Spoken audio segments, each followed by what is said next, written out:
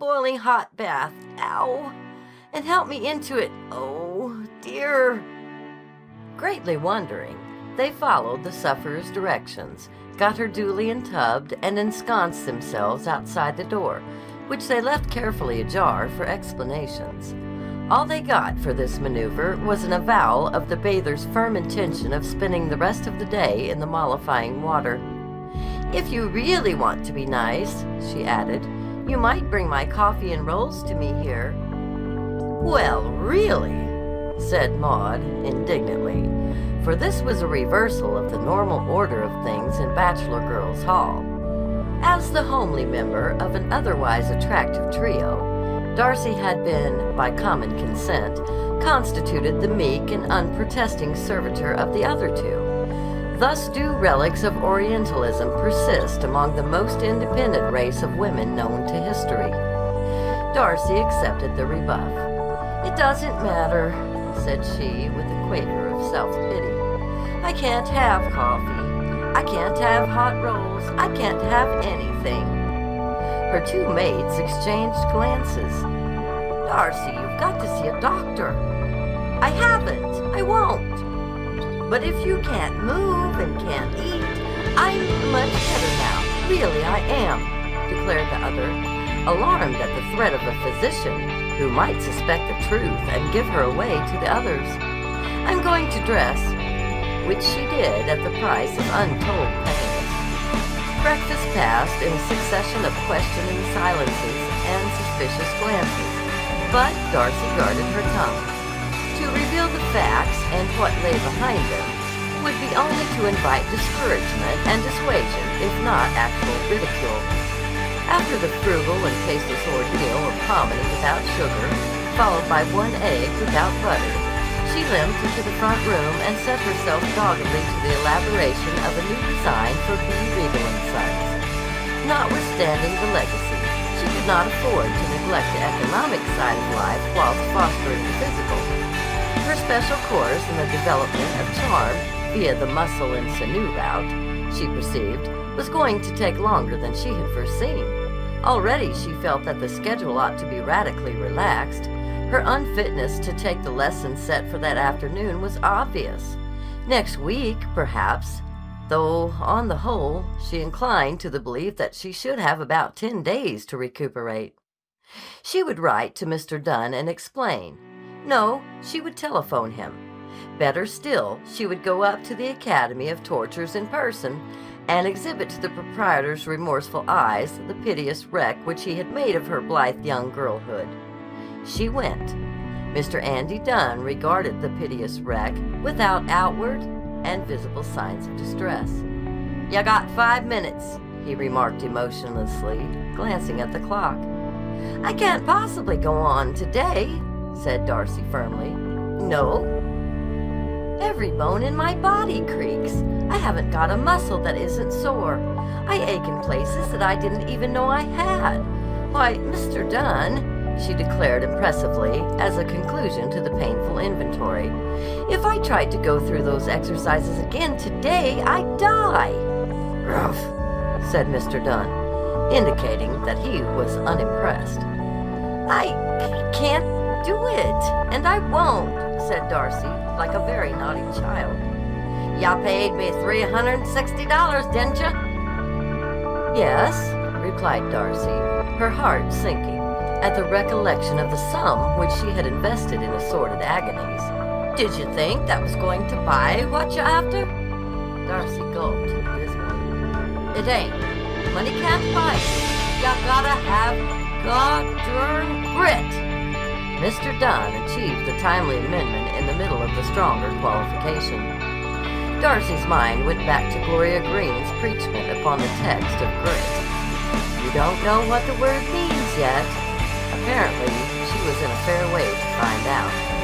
2 minutes gone, announced the trainer's inexorable voice. How she did it, she never knew. But under impulsion of the sterner will, she got into her gymnasium suit and was on the floor only 3 minutes past the hour. The apparatus, which she had at first encountered with so much interest and curiosity, now had a sinister effect of lying in wait, like the implements of a dentist's office. She speculated with a shrinking of her whole frame, upon which one would be selected as the agency of the initial agony.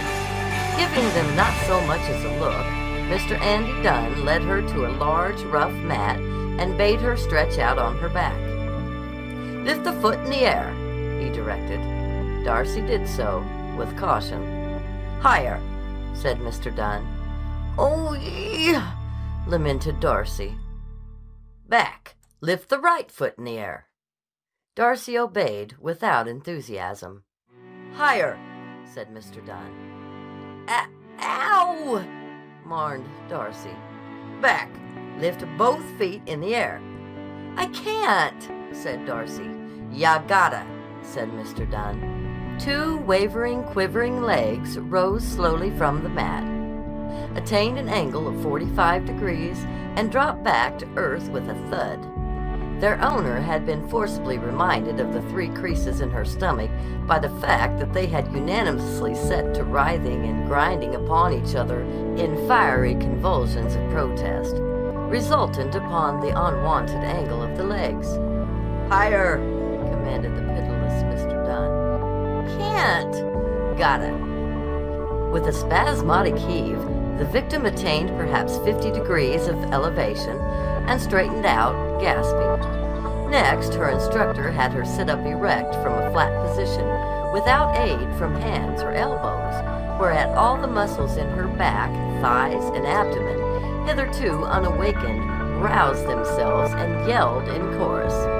Then he had her repeat the whole devastating process from the first, before he spoke the word of reprieve. "Enough." Darcy rolled over on her face and lay panting. "How do you feel?" "Awful," gasped Darcy. "Still a bit stiff?" "A bit. Oh." "Then we'll do it all again," said Mr. Dunn cheerfully. "Nothing like light exercise to loosen up the human frame." For that light, Darcy could cheerfully have slain him. Nobody since the world began, she felt convinced, neither gladiator of the classic arena nor the mighty John L. himself, had ever undergone such a fearsome grilling and lift. And now there was more to come. Over the twistings and turnings, the arm flexures, the hoppings and skippings, the tingling of the outraged muscles, the panting of the overtaxed lungs, let us draw a kind of curtain. When the horrid hour was over, Darcy in the cold shower felt numb. Whether she could ever imagine to get home on her own disjointed feet seemed doubtful. But she did. She went to bed at 8 o'clock that night, having eaten almost nothing, in the firm conviction that she never would be able to get up in the morning without help, and probably not with it. Sleep, such as she had not known in years, submerged her. Roused late by her companions, she moved first an arm, then a leg, tentatively. No penalty attached to the experiment. With a low, anticipatory groan, she sat up slowly in bed. The groan was a case of crying before she was hurt. She began to feel herself cautiously all over. Her skin was a little tender to the touch, and she noted with interest that the blood ran impetuously to whatever spot on the surface her exploring fingers pressed.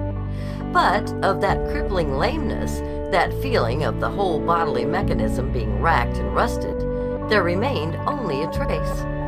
In its place was left a new variety of pang, which Darcy pleasantly identified. She was ravenously hungry. Maud Raines observed to Helen Barrett after breakfast that anyone who could bolt plain oatmeal the way Darcy did must have the appetite of a pig, and no wonder she was fat and slobby. But Andy Dunn, calling up Gloria to report progress, thus delivered his opinion. "You know that squab you sent me, Miss Green?" "Yes."